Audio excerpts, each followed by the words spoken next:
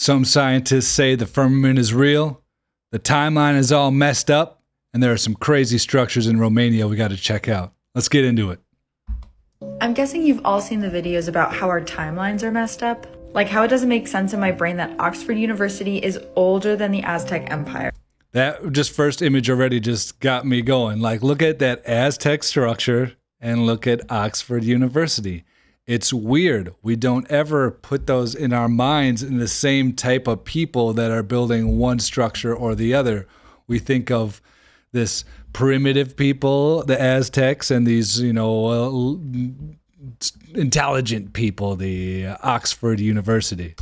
But there's so many more of these weird history overlaps that I want to share with you today. And you already know that if you love the dark and spooky, you'll love the podcast. This one really got me, but Ruby Bridges, the first Black child to attend an all-white school, is still alive. Crazy. Not even 70 years old yet. John Tyler, not even 70, of the United States, had a grandson that died in 2020. Charlie Chaplin and Ludacris, alive at the same time. Harriet Tubman was born in Thomas Jefferson's lifetime and died in Ronald Reagan's lifetime. This one is absolutely the craziest to me, but Betty White was born 7 years before Anne Frank. And T-Rexes were around closer to humans than to Stegosauruses. Basically, they were around closer to iPhones than to other dinosaurs. That one I find weird because I always thought that the T-Rex and the Stegosaurus were always hanging out together, frolicking in the fields. And it turns out they were apart longer than we were apart from the dinosaurs, apparently. And I don't know how they get all this information. I don't know how the dating works, and I just don't trust the dating, but I could be wrong. And last but not least, Helen Keller died the year Tony Hawk was born. That's funny. Helen Keller was born the year that Tony Hawk died. I love these random facts. Keep them coming. That's what I say. Okay, hold on a second. Do you know what it says on the tombstone of Wernher von Braun, one of the top scientists at NASA? So this is a guy who spent his entire life developing rockets. He came from Germany. He was working on apparently the V2 rocket over there. He even made the cover of Time magazine and was around for multiple missions to space. So what does it say on his space? Psalms 19:1. Are you familiar with this verse? The heavens declare the glory of God, and the firmament showeth his handiwork. That's on his tombstone. The guy who's making rockets and blasting them into space. The firmament. The firmament. The firmament. Not a verse about planets and space, because there is none. That's crazy to me. That's just crazy. Fingal's Cave, a stunning geological formation located on the Isle of Staffa in Scotland's Inner Hebrides, is... I put this one in here because I talk a lot about how there's a lot of theories that there was a lot of giant trees in the past. And a lot of these giant trees apparently have the same sort of features that some of these basalt rocks have, and this feature here. One of them is Devil's Tower that apparently has the same volcanic rock that looks like that and forms these columns. So I'm wondering what these columns are all about. Known for its hexagonal basalt columns, formed millions of years ago, and its cavernous structure, which resembles a natural cathedral. Because that one also kind of looked like a tree stump to me. That one looked like a tree stump. But let's ask ChatGPT.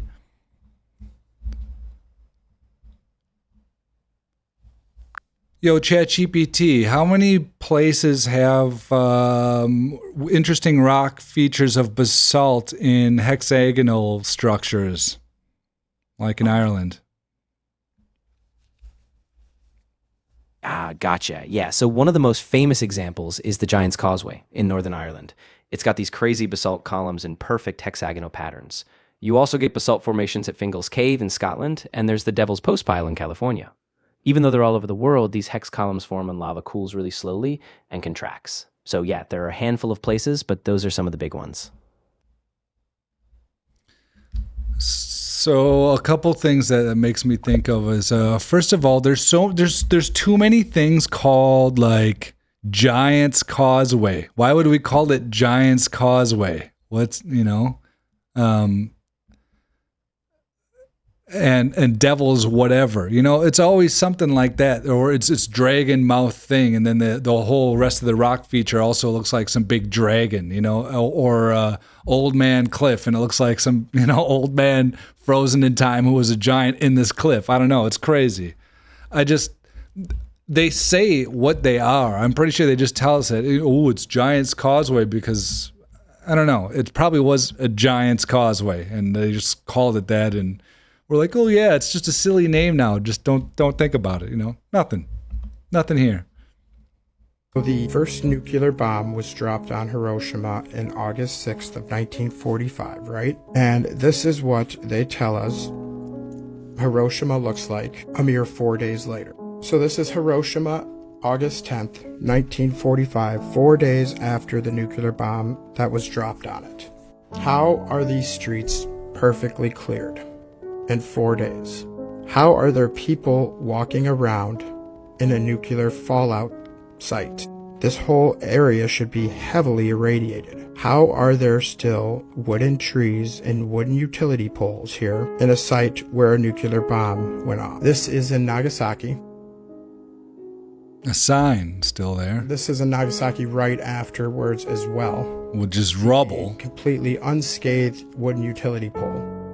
I understand if, you might see some like wooden utility poles, those cool trolleys, but are still standing. That's, okay, maybe to be expected.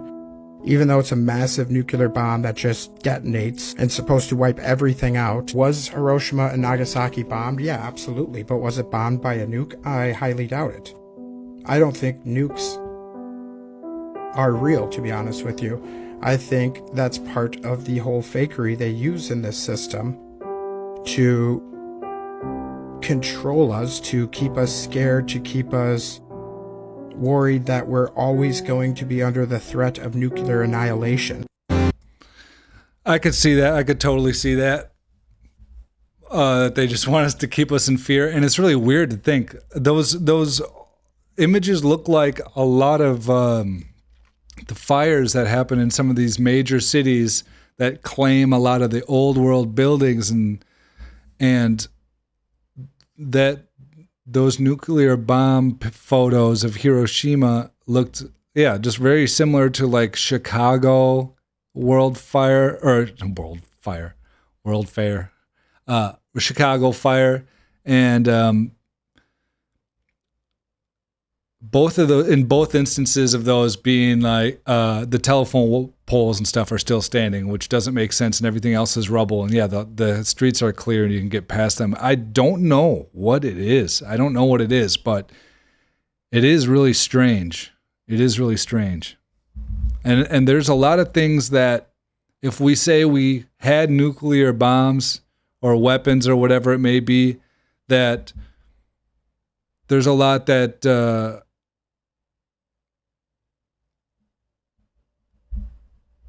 a lot of ways that you could control some people by saying that you have them, and then we can write stories about so many different things and physics and other things that have to do with it. But maybe I'm wrong. You never know.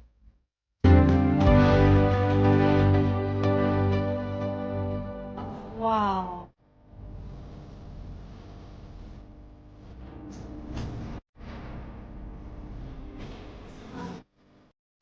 That one's weird. I don't know what that place is called. Let's go back to that. Let's look up. I wrote it down here. It's called Slanik Prahova Cathedral in Romania. Let's ask ChatGPT about it. Yo, ChatGPT, can you tell me about the Slanik Prahova Cathedral in Romania?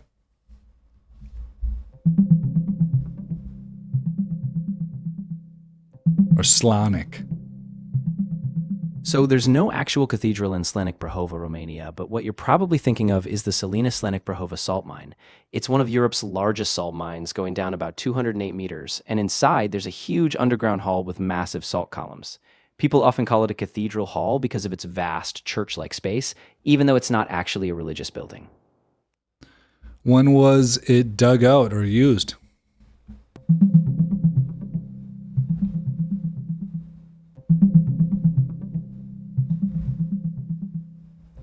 Let's go The Salina Slanic basalt mine in Romania has a long history that goes back to the late 1600s, when nobleman Mihail Cantacuzino began exploiting the salt deposits. Over time, it was industrialized in the 19th and early 20th centuries with major expansions and even electric lighting by 1912. After production slowed in the 1970s, the mine was repurposed as a health and tourism site, and today it's known for its massive underground halls and constant 12 degrees Celsius climate. That's interesting. Started a long time ago. That's an old one, man. There's some weird stuff out there, I'll tell you. I'd like to go there, that's for sure. If you learned music like this, you would be way ahead of everybody else. I love seeing this. I don't know if you've ever seen this. You can see on the bottom there's a guy blowing a trumpet into a tube, must be filled with gas, and then those sound waves are affecting these flames down here, and it's a visual representation of what's happening in the horn, and we forget that how big these sound waves are and what's actually happening here, and forget that this is what's happening inside those flutes and horns and musical instruments. Any vibration can fit in a trumpet, but only certain ones fit perfectly. Those are the harmonics of the trumpet. The notes on a scale are the ones that fit perfectly in the trumpet or whatever instrument you're playing. When the notes fit inside each other perfectly, those are chords. This makes up a harmonic series, and it gets easier after this. The tone you're hearing out of your speaker right now is right here. It is the sum of these three harmonic tones that we call notes. Harmonic tones produce these things. That is the result of sprinkling sand over a metal plate and then playing a certain frequency. So you got to remember, when we're hearing a sound, a lot of the times there's multiple tones in there. There's overtones. There's not just one fundamental frequency. So that's what he's saying by the tones. When you play those tones, a combination of different things, it's making this frequency, this overall frequency, which is showing up as that pattern. Frequency through that metal plate. Harmonic tones make patterns in the sand. Tones that aren't harmonic create chaos in the sand. But that's just one dimension of what's actually going on. The generator from earlier is not showing you what's actually going on in 3D. Each frequency creates peaks and valleys as the frequency interferes with itself on the plate. When the sound interferes constructively, then you have a peak. When it interferes destructively, you create a valley. That's where the sand sits. If we get a little extravagant with the movement, it starts to look like a piece of paper, but this is actually what's going on with the metal. Too much movement would just bounce the sand right off the plate. You may recognize the complex patterns as we move up in frequency. Borobudur is the largest cymatic pattern in the world. But my buddy Fab discovered that the Sri Yantra can be mapped to a frequency. Temple chambers create a sonic envelope inside that's often marked by a cymatic flower on the walls. Why? Humans have known that sound creates experience forever. Understanding the specific frequencies can elicit a feeling or an emotion. The nerve you hear with is connected to every system in the body, which makes sound and harmonics the most effective way to drive an experience here.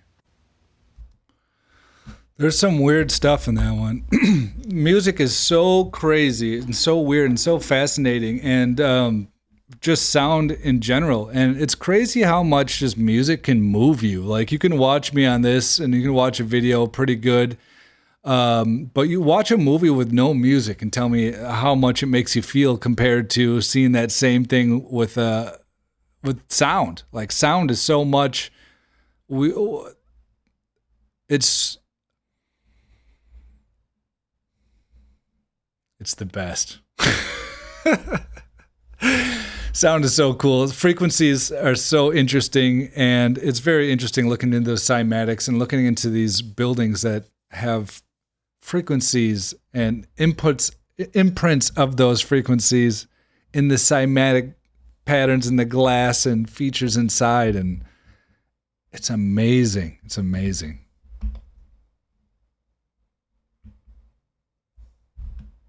So, same year as the World Fair, they had time to throw this up on the opposite side of Chicago. You know, imagine that. How many dang architects were there in those days? Dude, 1890s, I swear, there was something going on around 1890. Everything was made, I feel like, in 1890. There's so many buildings in every town. 1890, 1893, 1889, 1889, 1890. Dude, it's nuts. It's like the whole world came to be in 1890. I swear there's something around it. I don't know if I'm the only one seeing 1890s everywhere, but it's wild. All this stuff. Like, what is this? 1890s. Get out of here. Get out of here with this. Stop it. Get some of those details, and then that's what we like, right? See those details? And just a reminder, fake laughing until you laugh for real, because it actually works and it heals your body. Hiccup. He's true about that last part too. I mean, that's basically all you can do as we walk around in some place that's not owned by us, owned by them, whoever they are, and we just happen to be here. But they know that's all you can do is laugh. If you guys like this stuff and you want me to make more, like and subscribe, and I'll see you guys tomorrow. Have a lovely day.